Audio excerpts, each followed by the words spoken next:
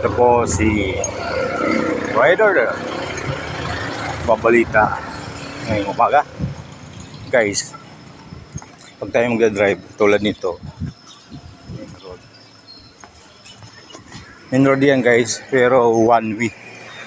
Huwag na po natin labagin yung mga nakasaad na pamantasan o batas o magpapatupad ng isang city hall. Kasi bakit po natin sinasabing sundin po natin? Kasi nakalagay na nga po one way. Laki-laki na masulat pero hindi pa rin natin sinusunod. Ang mahirap pa doon, maraming bata. Maraming nakakita na nilalabag po natin kaya sinusunod po tayo kahit mali. Kaya paalala, pag ganyan po may tayo, one way, sundin po natin.